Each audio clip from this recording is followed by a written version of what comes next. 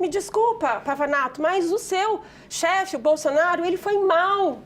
Ele foi mal porque ele assumiu o golpe, assumiu a tentativa de golpe. Então, assim, infelizmente, ele não vai ser candidato em 2026, muito menos com o Alexandre de Moraes sendo vice. Em 2026 ele vai estar na cadeia.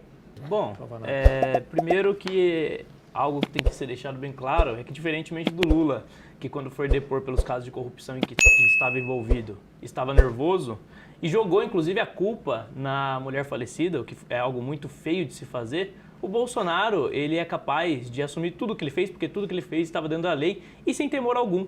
Quando você fala em reunião com embaixadores para tentar atacar o Bolsonaro, por tratar de uma possibilidade, eu queria saber se você também critica a Dilma Rousseff, por exemplo, quando no impeachment ela reuniu embaixadores para dizer que impeachment era golpe, sabendo que impeachment é um dispositivo constitucional, sem apresentar nenhuma prova constitucional de que aquele impeachment fosse um golpe, de que ele estava violando a Constituição. Mas isso não foi tratado como motivo para a inelegibilidade. Aliás, a Dilma foi impeachmentada e desmembraram a Constituição para impedir que ela ficasse inelegível e mesmo assim ela conseguiu perder a eleição de tão incompetente que era. Já no caso do Bolsonaro também, a reunião com as Forças Armadas, o que ele reuniu-se para falar com as Forças Armadas foi sobre a possibilidade de aplicação de um dispositivo constitucional que você muito bem citou. É um dispositivo constitucional. Eu quero saber qual artigo do nosso Código Penal condena a crime você simplesmente cogitar usar a Constituição. Quero saber qual artigo está definido. Não está em lugar nenhum, ou seja, é apenas uma tentativa de fazer um arranjo, uma construção, como se o mero fato de você cogitar o uso da Constituição e reunir-se com pessoas que são importantes para essa decisão configurasse um crime, o que nós sabemos muito bem que não configura. E o Bolsonaro, ele fala abertamente sobre a reunião porque não existe nada de criminoso, de delituoso dentro dessa reunião. É ridículo o fato de você querer condenar um ex-presidente à cadeia pelo simples fato de ele olhar para um dispositivo constitucional, consultar pessoas ligadas ao governo para entender se aquele dispositivo é viável ou não. A Dilma fez algo muito pior, que foi acusar deliberadamente impeachment de golpe, impeachment que é uma ferramenta constitucional, atentando contra a Constituição diante de embaixadores, e nada aconteceu. Nada aconteceu, tanto que ela disputou a eleição para o Senado e perdeu vergonhosamente. O Bolsonaro hoje, qualquer cargo que ele disputasse, provavelmente ele venceria. Essa é a diferença. Um tem um apoio popular, um não tem medo da verdade porque ele não está cometendo nada de errado, o outro precisava se esconder dentro de um sindicato com seus asseclas ao seu redor para se proteger, porque sabia que ia para a cadeia merecendo estar lá. Nem a Dilma, nem o Lula estão no banco dos réus. Quem está no banco dos réus sendo julgado é Bolsonaro.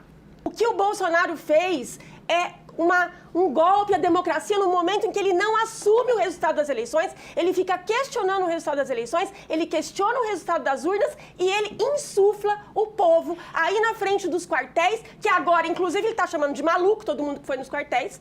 Antes ele achava todo mundo legal, né, vestir camisa verde e amarela e lá ficar nos quartéis, agora ele falou que todo mundo lá era tudo maluco, palavras do Bolsonaro, tá?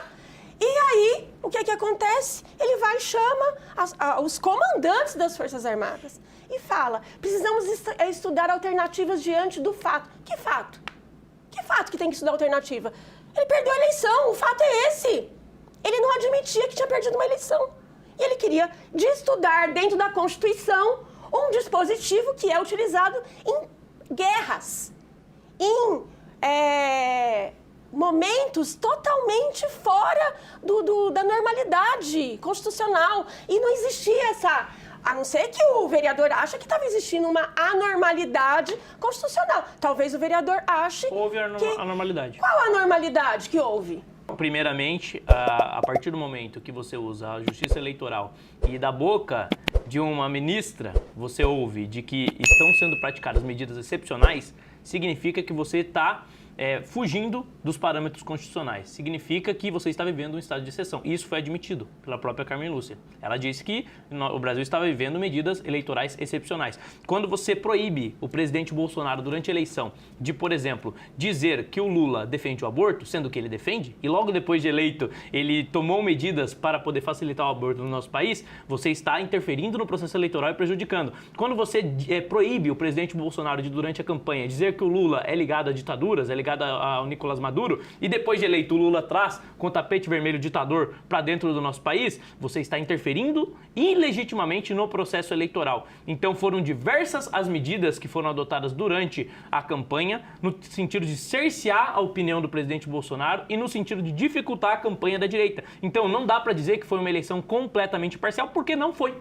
A justiça interferiu de forma exacerbada, violando preceitos constitucionais, no intuito de prejudicar determinado candidato. Essa eleição, goste ou não, não foi justa.